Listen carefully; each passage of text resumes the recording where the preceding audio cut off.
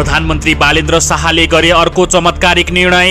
सारा नेपाली चकित, प्रतिपक्षी दलहरू हेरेको हेरै। हो दर्शकबिन, बालेन सरकारलाई कमजोर बनाउन प्रतिपक्षी दलहरूले जस्तोसुकै घटिया हत्कण्डा अपनाए पनि बालेन शाह नेतृत्वको सरकारको रफ्तारलाई रोक्न भने सकेका छैनन्। विभिन्न अनावश्यक बहानाबाजीमा सदन अवरोध गरिरहे पनि सरकारले आफ्नो काम जनतासँग गरेको वाचा अनुरूप नै अगाडि बढाइरहेको छ। प्रतिपक्षी दलहरूको निकृष्ट षड्यन्त्र र सरकार विरुद्धको घेराबन्दी संसदीय तमासा भन्दा बढी अरू केही साबित हुन सकेको छैन। उनीहरूलाई लागिरहेको छ, हामीले संसदमा यसरी सरकारको विरोध गर्दा जनतामा बालेन शाह र रासोपाको छवि बिगार्न सफल हुनेछौँ। तर उल्टै उनीहरूलाई जनताले थुक्न थालेको तिनीहरूलाई अत्तो पत्तो समेत छैन।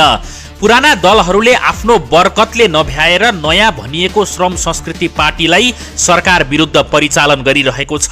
किनभने पुराना दलहरूप्रति जनविश्वास गुमिसकेकाले तिनको बोलीको ओजन पनि समाप्त भइसकेको छ। त्यसैले संसदीय तमासाको मुख्य खलपात्रको रूपमा हर्क साम्पाङलाई उभ्याइएको छ, जो कुनै कारणै बिना सरकार विरुद्ध नाराबाजी गर्ने मौका ढुकिरहेका हुन्छन्। सरकारलाई विधिमा चल भन्दै आफै विधि विपरीत हरकत प्रस्तुत गर्दछन्। वास्तवमा विधि भनेको के हो हर्क साम्पाङ स्वयंलाई समेत थाहा छैन। यदि थाहा भइदिएको भए दलको तर्फबाट बोल्ने वक्ताको नाम लिखित रूपमा सभामुखलाई बुझाउनु पर्छ भन्ने उनलाई थाहा हुनुपर्ने हो।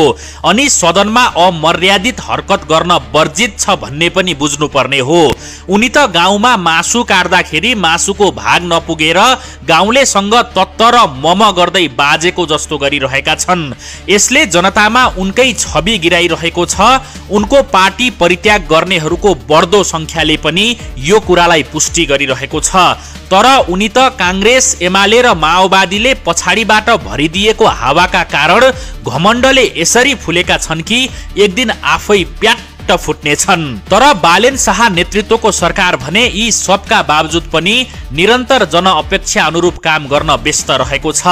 बालेन शाहले पछिल्लो समय गरेको एउटा निर्णयले उनको लोकप्रियतालाई ह्वात्तै बढाइदिएको छ।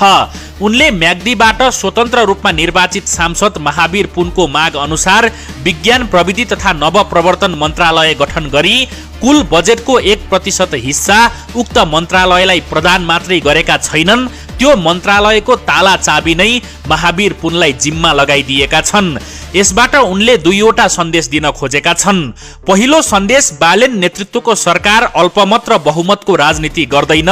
यदि सही सुझाव भए सदनमा एक्लै रहेका सांसदको पनि कुरा सुन्छ र कार्यान्वयन गर्छ। दोस्रो